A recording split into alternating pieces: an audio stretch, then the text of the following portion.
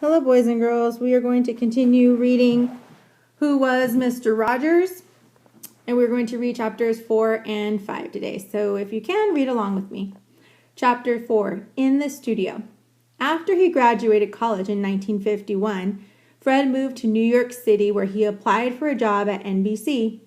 The television network needed an assistant producer to work on several of its music programs, and Fred had a degree in music. That was a good fit, and he was hired. Although the job sounded important, at first, Fred mostly served coffee and ran errands. He learned how to deal with many different kinds of people. Once he was yelled at for bringing someone the wrong drink. Fred remembered that feeling. He might never be famous or important, but he would always try to treat people well. Before long, Fred got promoted to the job of floor manager. He worked on several programs, like NBC Opera Theater, The Kate Smith Hour, The Gabby Hayes Show, and Your Hit Parade. As floor manager, Fred's job was to make sure everything ran smoothly. He was in charge of telling the crew, the people who worked behind the scenes, when to change the sets. He got the props the actors needed. Sometimes he needed a little help to get the red vase or the green parrot. Fred was colorblind, so he could not tell red from green. He also gave actors their cues to get on or off the stage. He was always looking at the clock because everything was carefully timed. Since the shows aired live, there were no do-overs. Everyone had only one chance to get it right. This is a picture of Fred Rogers on the set of The Gabby Hayes Show. Of course, that didn't always happen. One time, Kate Smith was singing in front of a set painted to look like a farmhouse. When Fred thought the song was over, he told the crew to raise the set into the rafters over the stage, but he was too early. Kate wasn't finished yet. As the set went up, it looked to the audience like she was sinking lower and lower.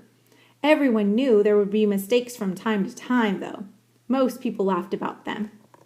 Fred also worked with the Western star Gabby Hayes, who had a show for children. Fred loved kids, and the two became friends. Television stars performed for thousands of people, and they couldn't even see them. Fred thought that must be hard. He asked Hayes how he did it. Hayes told him his secret. "Freddie," he said, "I think of one little buckaroo." He meant that he performed as if there were only one child in the audience. That made sense to Fred. People watching a movie or a play sat in an audience with a lot of other people. But when they watched TV, they did it in their homes. It was much more personal, like the show was playing just for them.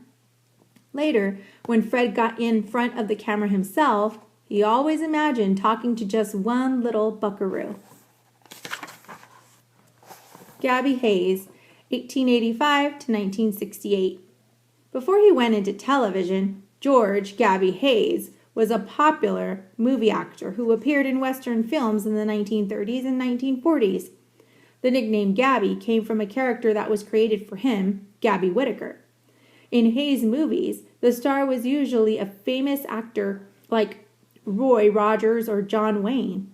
Hayes usually played the loyal sidekick who was often cranky but still a good-hearted friend. He was known for his funny expressions such as, "You're darn tootin'," and "Jumpin' Jehoshaphat." Fred had made new friends in New York, but he missed Joanne Bird, his friend from college. She was still in Florida. Fred knew he wanted to spend the rest of his life with her. He wrote her a letter asking her to marry him. Joanne was so excited that she called him on the phone and accepted his proposal. They were married in 1952. Fred's career was going great. He was on his way up the ladder. Then, yet again, Fred decided to make a sudden change. Chapter 5, The Children's Corner. Fred liked working as a floor manager at NBC, but he didn't think it was quite the right job for him. He dreamed of making music and creating television programs himself, not just managing what the other people created. He heard that a new TV station, WQED, was starting up in Pittsburgh. Fred liked the idea of being near his hometown even more. He liked the idea that WQED was an educational station. WQED was operated by National Education Television, NET, which became the Public Broadcasting Service, PBS, in 1970. As an educational station, WQED was created to serve many different viewers. There would be room for all kinds of shows, not just the pie in the face kind. Fred's friends thought his plan was crazy. He already had a successful career in New York, and WQED wasn't even on the air yet. But Fred knew what he wanted. He and Joanne left New York for Pittsburgh in the fall of 1953. Fred was one of only 6 people hired at the new station. His job was to put together a schedule of programs. The station manager, Dorothy Daniel, thought some of the WQED's programming should be for children. Fred volunteered for the job. This would give him a chance to create a new TV show, just like he'd always wanted. He teamed up with Josie Carey, who also worked at the station, to make an hour a day of children's programming. Their budget was only $30 per show, so they had to do something cheap. They came up with the idea of a program called the Children's Corner. Josie would sing songs while Fred played the piano. In between, they would show short films. This is a picture of Josie Carey.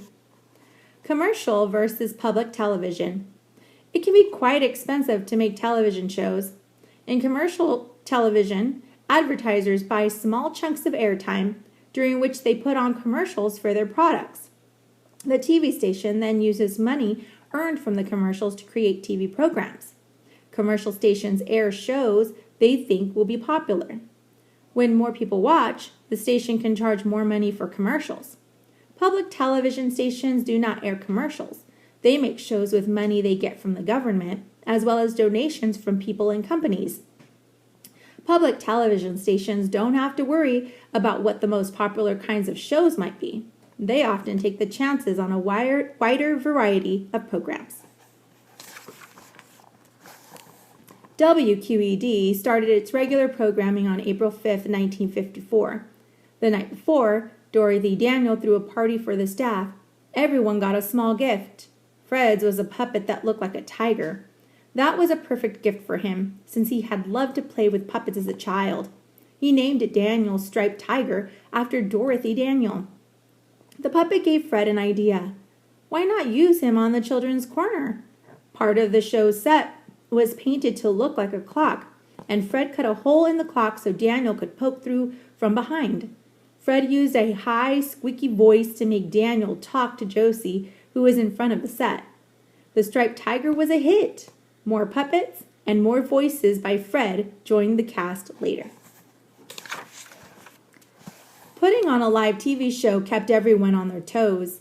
As soon as Fred finished playing the piano for one scene, he had to dash across the stage to perform with the puppets. He started wearing sneakers at work so his footsteps would be quieter. He also kept his hands in his pockets to stop his change from jingling as he ran. Offstage, Fred's family was growing. He and Joanne had their first son, James, in 1959. Their second son, John, was born in 1961.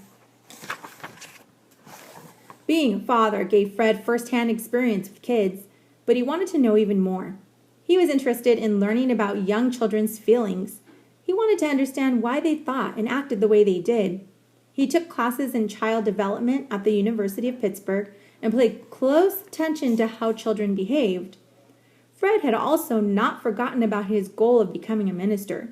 He enrolled at Western Theological Seminary in Pittsburgh and took classes during his lunch hour. He finished school there in 1962. But then Fred had been at WQED Fred had been at WQED for almost 10 years. Then one day he got an important call. It was from the director of children's programming for a TV station in Canada.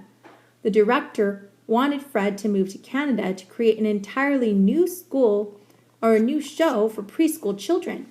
Fred thought it was a great opportunity. He said yes. Okay, so that's the end of chapters 4 and 5, and we will continue on reading Who is Mr. Rogers on the next video. See you then. Bye.